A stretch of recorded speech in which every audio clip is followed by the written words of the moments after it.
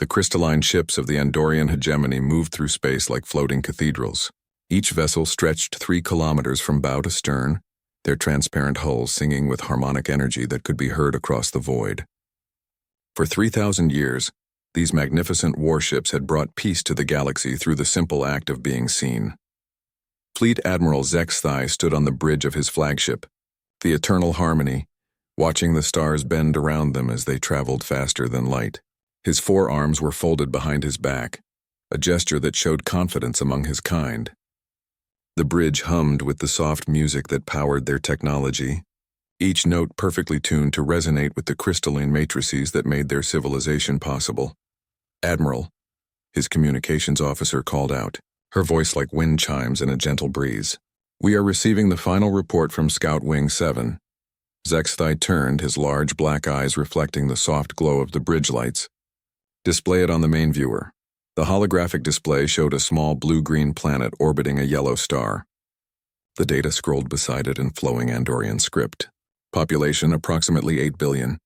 Technology level: primitive chemical rockets and basic nuclear fusion. Classification: Type 0.7 civilization, barely worthy of inclusion in galactic records. "They call their world Earth," the communications officer continued. "The dominant species calls itself human. They have achieved basic space travel but have not left their home system. Their longest space missions last only a few of their years." Zexthai studied the data with mild interest. In his long career, he had overseen the peaceful incorporation of over 200 worlds into the hegemony. Each time the process was the same. His fleet would arrive, broadcast the standard message of welcome, and demonstrate the power of Andorian technology. The primitive species would see the beauty and might of their crystalline ships and immediately surrender, grateful to join a civilization that could offer them such wonders. "What makes this species noteworthy?" he asked. His science officer, a tall Andorian with silver markings on his neck, stepped forward. "Their rate of technological advancement, Admiral. In just the past century, they have gone from riding animals for transportation to building machines that can fly between worlds. Their computer systems have advanced from mechanical calculating devices to artificial thinking machines in merely 50 of their years." "Impressive," Zexthai admitted, "though such rapid advancement often leads to self-destruction." "How many wars are they currently fighting?" "None, Admiral. Though their historical records show they have fought thousands of wars throughout their development. Some of their conflicts involved their entire planet and killed tens of millions of their kind." Zexthai's expression grew thoughtful. War was a concept the Andorians understood only from historical records. The last true war in the galaxy had ended when the hegemony was formed. Since then, all conflicts had been resolved through the doctrine of elegant conquest, a show of superior technology, a demonstration of harmonic power, and primitive species would surrender without bloodshed. "Are they currently dangerous?" he asked. "Our analysis suggests minimal threat," the science officer replied. "Their weapons are crude kinetic projectiles and explosive devices. They have no energy shields, no harmonic technology, no crystalline matrices. They appear to fight using only metal projectiles propelled by chemical explosions." The bridge crew shared what passed for laughter among Andorians, a sound like crystal bells tinkling in harmony. Chemical explosives and metal bullets were technology from the galaxy's ancient past, used by civilizations that had existed before the first harmonic resonance was discovered. "They sound almost charmingly primitive," Zexthai said. "Very well. We shall offer them the gift of membership in the hegemony. Prepare a standard incorporation fleet." His tactical officer, a female Andorian with deep blue skin, accessed the fleet records. "Admiral, for a Type 0.7 civilization, the standard force would be 50 ships. However, given their rapid technological development, perhaps we should increase the number to ensure proper motivation." Zexthai considered this. The doctrine of elegant conquest worked because primitive species were overwhelmed by the sight of Andorian technology. A larger fleet would create a more impressive display, ensuring the humans understood they were being offered a great honor. "Make it 200 ships," he decided. "Let them see the true glory of Andorian engineering. Choose vessels from the 7th through 12th fleets. We want a mix of dreadnoughts, carriers, and harmony generators." "Yes, Admiral. Shall we include the Song of Conquest?" The Song of Conquest was a massive ceremonial vessel, 5 kilometers long and equipped with the most powerful harmonic generators in the fleet. When it sang its battle hymn, entire planets could hear the music from space. It had been present at the incorporation of every major civilization in the past 1,000 years. Yes, Zexthai said, the humans should witness perfection when they are welcomed into galactic society. Orders flowed through the harmonic communication network that connected all Andorian ships. Across 3 star systems, crystalline vessels began to converge on the rally point. Captains who had served for centuries prepared their ships for another routine incorporation mission. In the fleet archives, the humans were filed under minor species low priority. Their folder contained basic biological data, rough translations of their major languages, and tactical assessments that read like jokes. Primary weapons, metal projectiles fired from tubes using controlled explosions. Defensive systems, metal armor plating. Strategic doctrine appears to involve large numbers of individuals shooting at each other until one side stops moving. The Andorian military had not fought a real war in 3 millennia. Their ships were designed for beauty and ceremony as much as combat. The crystalline hulls that made them so magnificent also made them perfect resonance chambers, amplifying the harmonic frequencies that powered their technology. Their crews were trained in the art of graceful conquest, not the brutal mechanics of battle. As the fleet assembled, Admiral Zexthai reviewed the incorporation protocol one final time. First, they would arrive at the edge of the human system and broadcast greetings in all major galactic languages. Then they would demonstrate their harmonic technology by singing the Symphony of Welcome, a piece of music so beautiful that it could be heard on every world in the system simultaneously. The humans would undoubtedly be awed by this display. Their primitive radio telescopes would detect the fleet long before arrival, giving them time to prepare a suitable welcome. Most species sent delegations in their best ships to formally surrender and request membership in the hegemony. If, for some reason, the humans were too primitive to understand the gift being offered, the fleet would move to the second phase. They would demonstrate their power by using harmonic resonance to temporarily disable the humans' communication systems, showing them how easily the Andorians could cripple their technology without causing harm. No species had ever required a third phase demonstration. Admiral, his navigation officer reported, the fleet is assembled and ready for departure. Zexthai looked out at the formation of crystalline ships surrounding his flagship. 200 vessels, each one a masterpiece of Andorian engineering, their hulls singing in perfect harmony. It was the most beautiful sight in the galaxy, and soon the humans would have the privilege of witnessing it. Set course for the Sol system, he commanded. Let us go welcome Earth into the civilized galaxy. The fleet engaged their harmonic drives, reality bending around them as they began their journey toward humanity's home. In the data archives, Earth remained classified as a minor primitive world, suitable for incorporation with minimal effort. None of the Andorians bothered to read the detailed reports about human history. If they had, they might have noticed that humanity had never, in all their recorded history, surrendered to a superior force without fighting first. The Andorian fleet dropped out of faster-than-light travel at the edge of Earth's solar system with a display that had intimidated 1,000 worlds. 200 crystalline ships materialized simultaneously, their transparent hulls catching and reflecting the light of Sol until they blazed like stars. The Song of Conquest appeared at the center of the formation, 5 kilometers of pure artistry that hummed with barely contained power.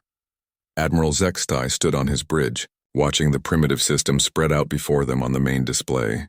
The third planet from the star glowed blue and white. Obviously the world called Earth.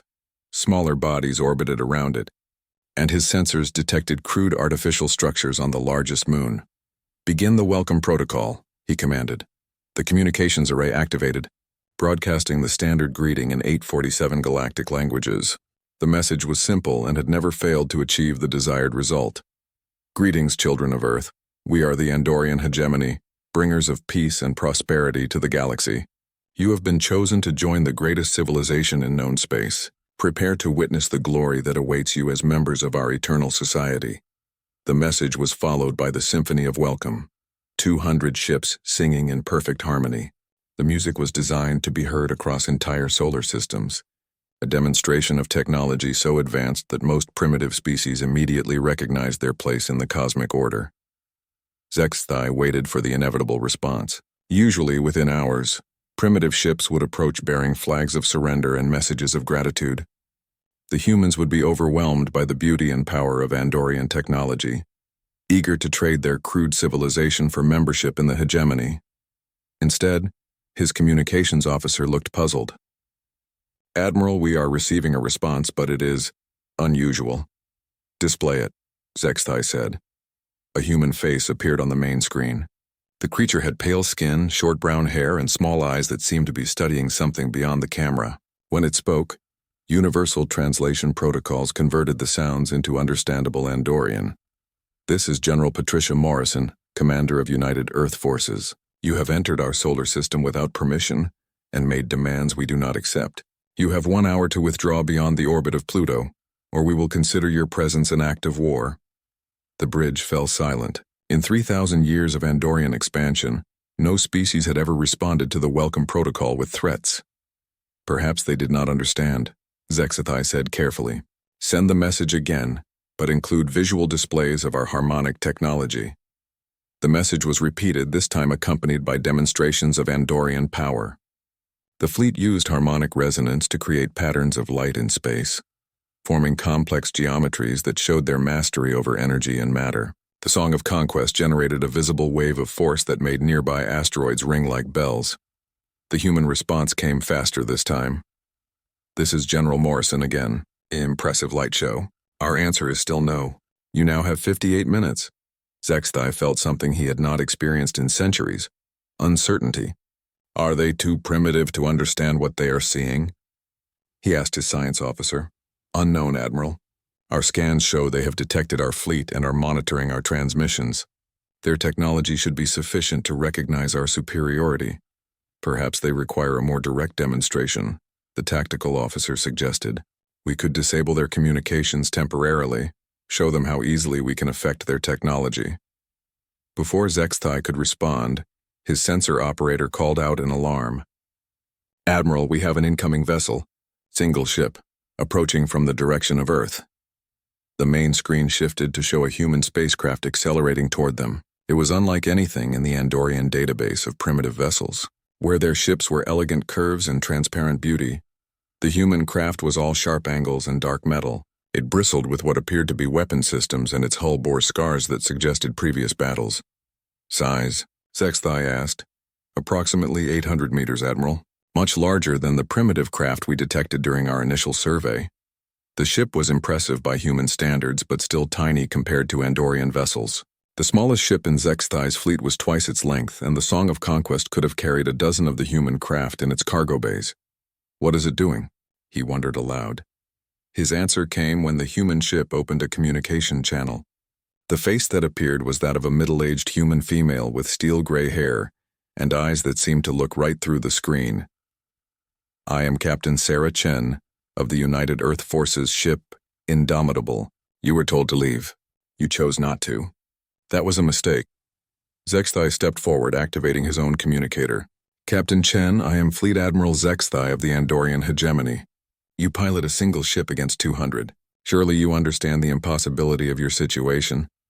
"I understand plenty," Chen replied. "I understand that you came here expecting us to roll over and beg to join your empire. I understand that you think your pretty ships make you invincible. Most importantly, I understand that you have no idea who you're dealing with." The audacity was breathtaking. Zexthai had to admire the human's courage, even as he pitied her ignorance. "Captain Chen, your vessel appears to be armed with kinetic weapons. Surely you realize such primitive technology cannot harm ships protected by harmonic resonance fields." Chen smiled, an expression that somehow managed to be both beautiful and terrifying. "Why don't you test that theory, Admiral?"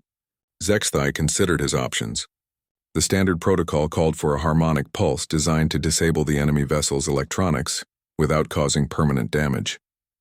It was a gentle demonstration that usually convinced primitive species to surrender immediately. "Very well," he said. "Tactical, prepare a level 1 harmonic pulse. Target their main systems but avoid permanent damage. We want to disable them, not destroy them." The tactical officer's hands danced over her crystalline control interface. "Pulse ready, Admiral." "Fire." A wave of harmonic energy lanced out from the eternal harmony, invisible to the naked eye but devastating to any electronic system it touched. The pulse was calibrated to overload circuits and disable computers, while leaving life support systems functional. It was the gentlest way to end a confrontation. The energy wave struck the human ship and passed right through it. Nothing happened. The Indomitable continued on its course, its systems functioning perfectly, its weapons still trained on the Andorian fleet. Captain Chen's face reappeared on the screen and her smile had grown wider. EMP-hardened systems, Admiral. We learned that trick after the first few nuclear wars. Is that really your best shot? Zextai stared at the screen in confusion. Harmonic pulses had never failed before. Every electronic system in the galaxy was vulnerable to resonance overload. It was a fundamental law of physics. How is this possible? He asked his science officer. Unknown, Admiral. Their ship appears to be constructed using principles we do not understand. The harmonic pulse should have disabled every system aboard that vessel. Captain Chen spoke again, her voice carrying across the void with disturbing clarity. Admiral, let me explain something about humans. We've been killing each other for thousands of years. We've used rocks, sticks, swords, guns, bombs, poison gas, biological weapons, and nuclear fire. We've fought on land, at sea, in the air, and now in space. War isn't something we do when diplomacy fails. War is what we're good at. The human ship began to accelerate, moving toward the Andorian fleet with purpose and speed that seemed impossible for such a primitive vessel. We've spent centuries learning how to build things that can't be stopped, can't be hacked, and can't be scared into surrendering. Every system on this ship has backups. Every backup has backups. We designed this ship to keep fighting even after everything goes wrong. Zextai watched in growing alarm as the human vessel approached. His sensors showed that it was indeed armed with kinetic weapons, but also with devices his computers couldn't identify. The ship's hull was scarred and pitted, suggesting it had seen actual combat. Captain Chen, he said, his voice carrying the authority of 3 millennia of unopposed conquest. You faced 200 ships. Your courage is admirable but futile. Surrender now and your species will be welcomed into the hegemony with honor. The human's laughter was a sound like breaking glass. Admiral, you made 2 mistakes. First, you assumed we wanted to join your empire. Second, you assumed I came here alone. Across the solar system, space began to ripple as objects that had been invisible suddenly became very, very visible indeed. Captain Sarah Chen had been watching the alien fleet for 3 weeks. While Admiral Zextai believed he was conducting a surprise arrival, every major telescope on Earth had been tracking the Andorian ships since they entered the outer solar system. The humans had detected the harmonic signatures long before the aliens dropped out of faster-than-light travel, and they had used that time to prepare. The Indomitable was not humanity's most powerful warship. It was bait. Chen stood on her bridge, surrounded by screens showing tactical data that the Andorians could not have imagined. Human military doctrine had been shaped by centuries of fighting against other humans, beings just as clever and ruthless as themselves. Every strategy had a counter-strategy. Every weapon had a counter-weapon. Every surprise had been planned for. Tactical, her weapons officer reported. All systems show green. Railgun batteries charged and ready. Nuclear warheads armed. Point defense systems online. Very good, Chen replied. Signal the fleet. Execute Mongoose Protocol on my mark. Around the solar system, ships that had been hiding in asteroid fields, behind moons, and in the outer darkness, began to reveal themselves. The stealth technology was crude by science fiction standards, but effective against sensors designed to detect crystalline harmonic signatures rather than metal hulls running silent. The UEF Retribution decloaked behind Europa, its massive bulk bristling with missile tubes.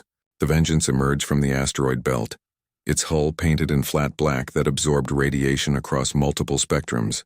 The Fury separated from what the aliens had assumed was a large asteroid, revealing itself as a gunship designed for close combat. Dozen more ships appeared throughout the system. Each one had been built according to the same philosophy that created the Indomitable. Redundant systems, hardened electronics, and enough firepower to crack a moon. They were not elegant. They were not beautiful. They were weapons, pure and simple. Admiral, Chen said, opening the channel to the Andorian flagship. Let me tell you about human military history. We have a saying. If you find yourself in a fair fight, your tactics are bad. She gave the signal. The Indomitable fired first. its main railgun sending a tungsten rod toward the nearest Andorian ship at 15% the speed of light. The projectile was nothing more than refined metal, accelerated by magnetic fields to velocities that turned mass into pure kinetic energy. The crystalline vessel never had a chance to react. The tungsten rod punched through its harmonic shields as if they were made of paper, striking the ship's hull and releasing the energy equivalent of a small nuclear weapon. The alien vessel's beautiful crystalline structure, designed to resonate with harmonic frequencies, became its downfall. The kinetic impact created vibrations that spread through the entire ship, shattering internal systems and hull panels alike. The Andorian ship broke apart in a cascade of crystal fragments and escaping atmosphere. "Impossible," Admiral Zexthai whispered, watching his elegant vessel die. The human response had just begun. Across the solar system, human ships opened fire simultaneously. Railguns launched projectiles at significant fractions of light speed. Nuclear missiles, each one carrying warheads designed to crack military bunkers, streaked toward their targets.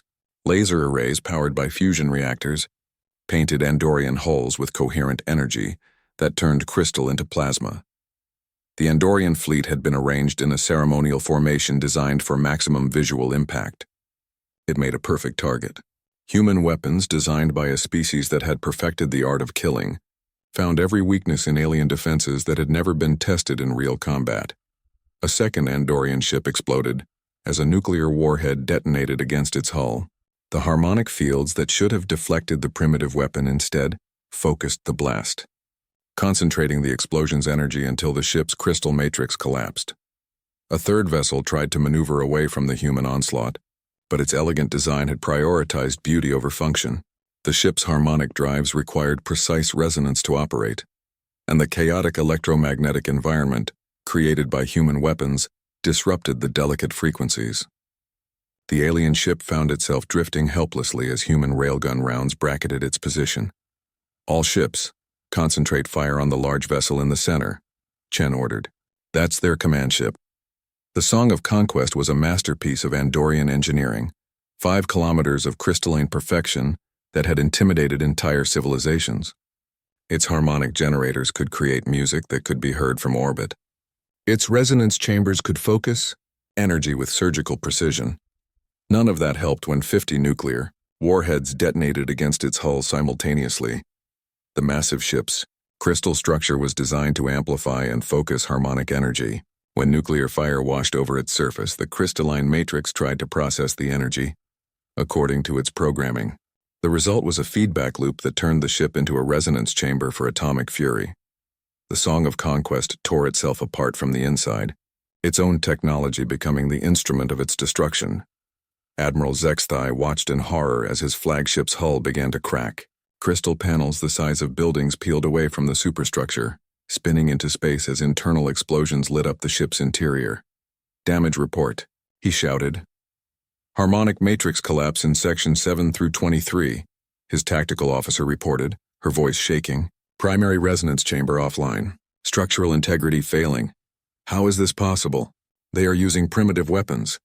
His science officer looked up from his instruments, his large eyes wide with shock. "Admiral, I believe we have fundamentally misunderstood human technology. Their weapons are not primitive. They are focused." Another explosion rocked the flagship as a human railgun round punched through the hull like a bullet through glass. The impact sent harmonic feedback through the ship's systems, causing control panels to shatter and throwing crew members to the deck. "Sir," the communications officer called out, "we are receiving a message from the human ship Indomitable." Captain Chen's face appeared on the screen, framed by smoke and the red glow of combat lighting. Behind her, human crew members worked with practiced efficiency, loading weapons and coordinating attacks with cold precision. "Admiral, I want you to understand something," she said. "Your ships are beautiful. They are artistic marvels that represent the pinnacle of your civilization's achievement. They were built to inspire awe and demonstrate your superiority. A human missile detonated against another Andorian vessel, and the explosion was reflected in Chen's eyes. Our ships were built to kill things. We have been refining the art of warfare for our entire existence. Every weapon system on these vessels was tested against other human ships, and humans are devious, clever, and absolutely ruthless when it comes to finding ways to destroy each other. The tactical display showed the battle's progress. Human ships moved in patterns that seemed chaotic, but were actually carefully coordinated. They used the solar system's gravity wells and debris fields as cover, approaching from multiple vectors and concentrating their fire on individual targets. "You wanted to incorporate us into your empire," Chen continued. "You expected us to be grateful for the opportunity, but you made a fundamental error, Admiral. You assumed that a species capable of building interstellar warships would be peaceful. You forgot that anyone who can reach the stars has already mastered the physics of making very large explosions." Zexthai's flagship shuddered as another human attack found its mark. The bridge lights flickered as power systems failed throughout the ship. "All vessels," he broadcast to his fleet, "implement evasive maneuvers. Return fire with all available weapons." The Andorian ships tried to respond, their harmonic weapons charging with musical notes that should have been beautiful, but now sounded like funeral dirges. But the elegant vessels had been designed for ceremonial combat against opponents who would be intimidated by their appearance. They were not built for the three-dimensional nightmare of actual warfare. Human ships attacked from above and below, using tactics developed in submarine warfare and fighter combat. They struck fast, hit hard, and disappeared back into the darkness before the Andorians could respond effectively. "Admiral," Captain Chen said, her voice cutting through the chaos, "this is your last chance to surrender. Leave our system now and we might let some of your people live." Zexthai looked around his dying bridge at the crew members trying desperately to keep their ship functional while human weapons tore it apart. In 3,000 years, no Andorian fleet had ever faced an enemy that fought back.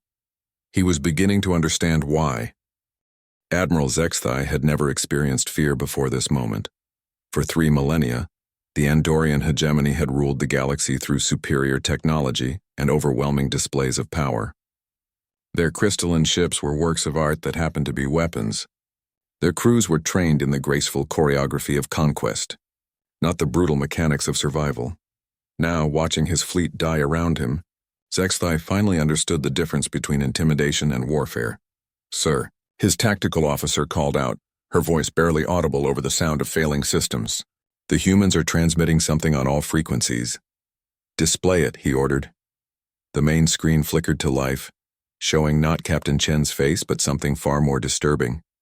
It was a montage of images from human history, soldiers advancing through mud and blood, cities burning under aerial bombardment, mushroom clouds rising over devastated landscapes. A human voice spoke over the images translated into perfect Andorian. "This is what we do to each other. Imagine what we will do to you." The transmission continued, showing human weapons testing, nuclear bombs that could level cities, kinetic bombardment systems that could crack continents, biological weapons that could sterilize entire worlds, chemical agents that could make planets uninhabitable for generations. "They are trying to intimidate us," Zexthai said, but his voice lacked conviction. Around him, his crew watched the human historical footage with growing horror. "Admiral," his science officer reported, "we are detecting massive energy signatures throughout the system. The humans appear to have additional forces hidden on their planet." The tactical display updated, showing new contacts appearing on Earth's surface. Massive installations that had been disguised as cities were revealing themselves as weapons platforms. Underground silos were opening, exposing missile systems that could reach across interplanetary distances. "How many ships do they have?" Zexthai asked. "Unknown, sir. Our sensors are being jammed by some kind of interference. But we are detecting at least 100 additional vessels moving to intercept our retreat route." 100 additional vessels. The humans had kept their main fleet hidden while using a single ship as bait. It was a level of tactical deception that the Andorians had never encountered. Another explosion rocked the eternal harmony as human weapons found their mark. The flagship's crystalline hull was cracking like an eggshell, its beautiful harmonic chambers now sources of structural weakness. "Sir, we are receiving a priority transmission from the human command ship." Captain Chen's face reappeared on the screen. Behind her, the bridge of the Indomitable was a scene of controlled chaos as human crew members coordinated the destruction of an entire alien fleet. "Admiral Zexthai," she said, "I want to make sure you understand what is happening here. You came to our system with 200 ships expecting us to surrender at the sight of your superior technology. Instead, You have encountered a species that has spent its entire evolutionary history learning how to kill things more efficiently. The display shifted to show the tactical situation from the human perspective. Andorian ships appeared as elegant targets surrounded by swarms of human vessels that moved like sharks sensing blood in the water. Your ships are beautiful, Chen continued. They are artistic masterpieces. They represent the pinnacle of your civilization's achievement in engineering and aesthetics. Unfortunately for you, beauty is not a useful characteristic in combat. A human missile strike completely destroyed an Andorian cruiser, its crystalline hull shattering into millions of glittering fragments that sparkled in the light of Sol. Our ships were not designed to be beautiful. They were designed to survive in combat against other humans, and humans are probably the most creatively destructive species you will ever encounter. We have turned warfare into an art form. Sexthai tried to speak, to offer surrender, to negotiate some kind of ceasefire, but Chen was not finished. Do you know what the most terrifying thing about humans is, Admiral? It's not our weapons. It's not our tactics. It's the fact that we enjoy this. The camera pulled back to show the full bridge of the Indomitable. The human crew was working with calm efficiency, but their faces showed something that chilled Zexthai to his core. They were smiling. These creatures were taking pleasure in the destruction of his fleet. We tried to be civilized, Chen said. We formed a united government. We built ships for exploration instead of conquest. We reached out to the stars hoping to find friends. But you came here expecting us to kneel. Another Andorian ship died in nuclear fire, its death adding to the growing cloud of debris that had once been the pride of the hegemony fleet. You made a fundamental error in judgment, Admiral. You assumed that because we wanted peace we had forgotten how to make war. You were wrong. The tactical display showed the true scope of the human defensive network, not just ships but orbital platforms, ground-based weapons and mobile defense units that had been disguised as civilian installations. The entire solar system had been turned into a fortress. How long have you been preparing for this? Sexthai asked. Chen smiled, and the expression was beautiful and terrible at the same time. Since we invented the telescope, Admiral. Since the first human looked up at the stars and wondered what might be looking back. The Eternal Harmony shuddered as another section of its hull collapsed. Emergency lights flickered across the bridge as life support systems began to fail. Sir, his communications officer reported, we are receiving surrender requests from 17 ships. They are requesting permission to abandon their vessels. 17 ships out of 200. The rest were already dead or dying, their crystalline hulls shattered by weapons that the Andorians had dismissed as primitive. Tell me something, Admiral, Chen said. In your 3,000 years of conquest, how many species fought back? None, Sexthai admitted. None ever resisted, and that was your second mistake. You conquered a galaxy full of civilized beings who valued life over victory.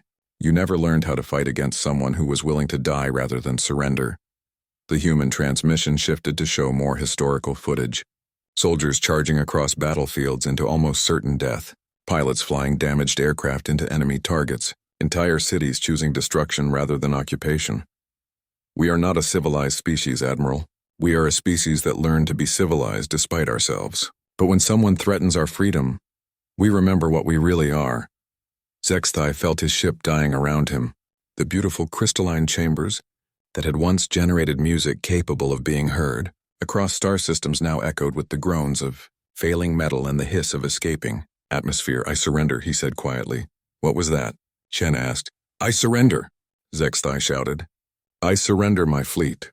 I surrender myself. I beg for mercy. The human captain studied him for a long moment. Mercy is an interesting concept, Admiral. It implies that the victor has a choice about whether the loser lives or dies. The weapons fire stopped. Across the solar system, human ships held their fire but maintained their targeting locks on the surviving Andorian vessels. Here are my terms, Chen said. You will order your remaining ships to power down their weapons and prepare to be boarded. Your crews will be taken prisoner and held until we decide what to do with them. Your ships will be seized and studied. And then? Sexthai asked. And then you are going to help us send a message to your hegemony. You are going to tell them what happened here. You are going to explain that Earth is under human protection, and any further attempts at conquest will result in the complete annihilation of your civilization. Chen leaned forward, her eyes reflecting the light from the tactical displays. Because, Admiral, this was not our main fleet. This was not our best weapons. This was just us being polite and giving you a chance to leave. If you come back, we will show you what human warfare really looks like." In the space around Earth, the wreckage of the mighty Andorian fleet drifted like broken dreams. Of 200 crystalline warships that had arrived to claim a new world for the hegemony, fewer than 30 remained intact, and every human ship was still operational, their weapons still charged, their crews still smiling. 6 months had passed since the Battle of Sol, and the galaxy would never be the same.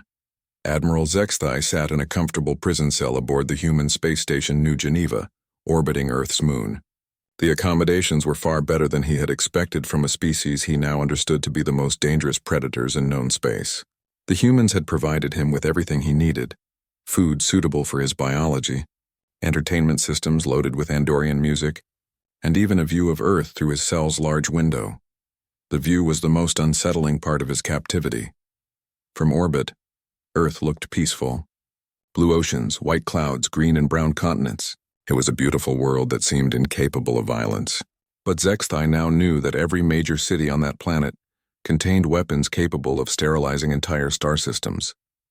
The humans had not built their civilization despite their warlike nature. They had built it because of their warlike nature. "Admiral," a voice said behind him. He turned to see Captain Sarah Chen entering his cell.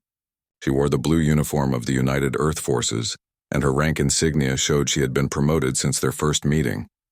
"Captain Chen," he said, rising from his chair. "Or should I say Admiral Chen?" "Admiral will do," she replied, taking a seat across from him. "I wanted to speak with you before we send you home." Home. The word carried implications that terrified him. "You are releasing me?" "We're releasing you with a message," Chen said. "You're going to return to your hegemony and tell them what happened here. You're going to explain that Earth is now under human protection, and any attempt to conquer or colonize this system will be met with immediate retaliation." Zexthai studied her face. In the months of his imprisonment, he had learned to read human expressions. Chen was serious, but there was something else in her eyes. Something that looked almost like pity. "You do not intend to invade our territory?" he asked. "No," Chen replied. "We have no interest in conquest. We never did. All we wanted was to be left alone to develop in peace. You denied us that choice." She activated a holographic display that showed a map of local space. Hundreds of star systems glowed in the soft light, representing the worlds that had once belonged to the Andorian hegemony. "Your empire is collapsing, Admiral. Did you know that?" Zexthai felt his heart sink. He had suspected as much, but hearing it confirmed was still devastating. "When news of your defeat reached the core worlds, it created a psychological shock that your people were not prepared to handle. For 3,000 years, the hegemony maintained control through the belief that Andorian technology was invincible. When a single human ship destroyed an entire fleet, that belief shattered. The display zoomed in on various systems, showing the current political situation. Dozens of worlds were marked in red, indicating rebellion or independence movements. "The Corvallis system declared independence 3 months ago," Chen continued. "The Zephyrian Collective followed 2 weeks later. The Stellar Democratic Union now includes 47 former hegemony worlds. Your tributary species are remembering what it felt like to be free. This will lead to chaos," Zexthai said.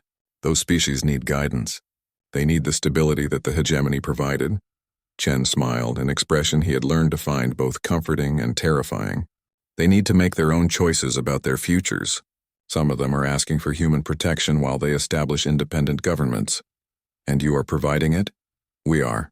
The human fleet is now patrolling former hegemony space, ensuring that no one tries to reconquer the worlds that have chosen independence. We call it the Liberation Mandate." The holographic display shifted to show human ships moving between star systems. They were not the sleek, beautiful vessels of the Andorians, but functional warships designed for a single purpose: to fight and win. "How many ships do you have?" Zexthai asked. "Enough," Chen replied. "We've been building our fleet since first contact. Every shipyard in the solar system is working at full capacity. Every human colony is contributing resources to the war effort." "War effort?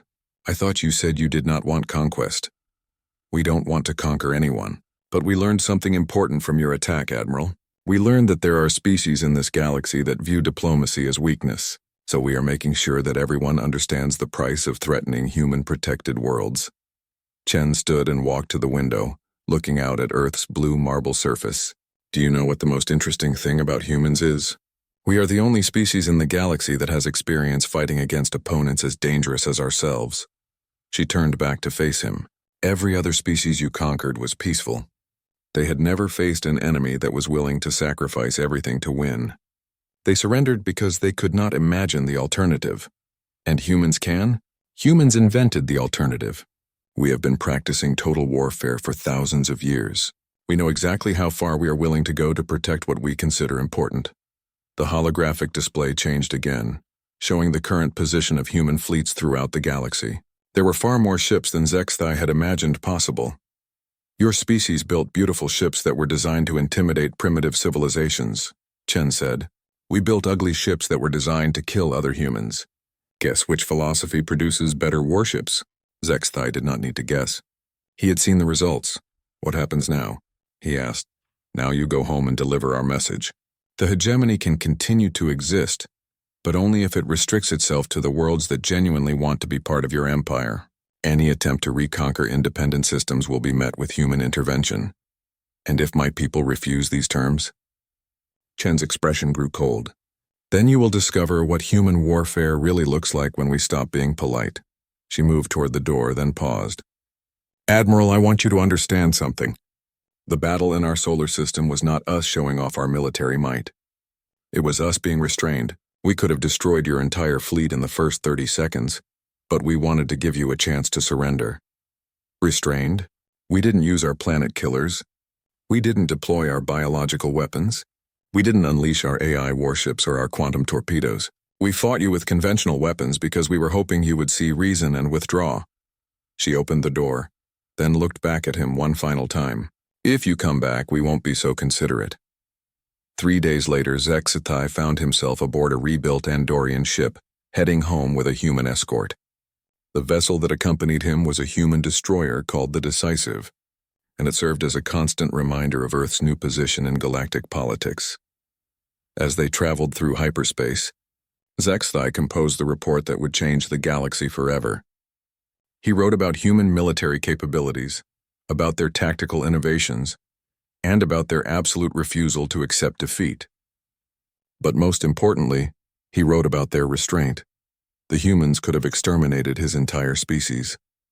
They had the technology and the will to turn every Andorian world into radioactive ash. Instead, they had offered coexistence with dignity, provided the hegemony was willing to abandon its imperial ambitions. When he finally arrived at the Andorian homeworld, Zexthai delivered his report to the Council of Harmonies. The ancient leaders listened in silence as he described the battle, the human capabilities, and the terms of Earth's ultimatum. What do you recommend? The High Counselor asked when he finished. Zexthai looked around the crystalline chamber where his people had planned the conquest of 1,000 worlds. I recommend we accept their terms. I recommend we learn to coexist with a species that has made warfare into an art form. And if we refuse, then we will discover that there are fates worse than the end of the hegemony. We will discover what happens when humans stop being patient. The Council voted unanimously to accept Earth's terms. Across the galaxy, former slaves became free citizens. Species that had been conquered millennia ago began to rebuild their civilizations. And throughout it all, human ships patrolled the spaceways, ensuring that freedom, once gained, would not be lost again. On Earth, Admiral Sarah Chen stood on the observation deck of the orbital defense platform Victory, watching the stars and thinking about the future. Humanity had not sought to become the galaxy's protector, but the role had been thrust upon them by circumstances. Admiral, her aide reported, we're receiving requests for protection from 12 more systems. They want to join the Human Protection Coalition. Approved, Chen said. Send ships to establish patrol routes. The aide hesitated. Ma'am, some of the crew are asking if we're becoming the very thing we fought against. Are we building our own empire? Chen considered the question carefully. The difference between the hegemony and us, she said finally, is that we give people the choice to leave. The moment any world under our protection decides they want independence from us as well, they'll have it. She looked out at the stars, where human ships moved between worlds that had chosen freedom over security, independence over subjugation. But until that day comes, we'll make sure that no one else has to face the choice between slavery and extinction. In the depths of space, the galaxy was learning a new lesson, that sometimes the most dangerous predator is the one that chooses to be civilized. And humanity had made its choice clear to everyone willing to listen. The age of easy conquest was over. The age of earned respect had begun.